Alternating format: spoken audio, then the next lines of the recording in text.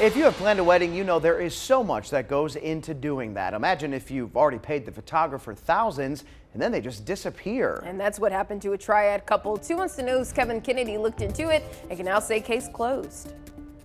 Planning a wedding takes time, lots of time, and one of the most critical pieces is the photographer. We did a professional video call with her and everything seemed normal, fine. About 2 months before the wedding, Will and Jordan scheduled their engagement shoot. We show up, we're there about 30 minutes after the set time, and we finally get a call or a text from her saying that she'd been broke down on the side of the road, and calls to the photographer went unanswered. Will and Jordan had a problem. she was freaking out a little more than I was, and I was more freaking out about the money situation. I'd already paid her, and I was like, oh man, this is really gonna put a dent in our budget. The $2,000 paid up front, a new photographer needed. My wife asked for our money back, and we just wanted a refund because we can't trust somebody to show up on our wedding day that it's not gonna communicate with us. Rachel Mitchell hired these photos taken by her. The other photographer still MIA. A dispute with the credit card company filed. About a month later, I get a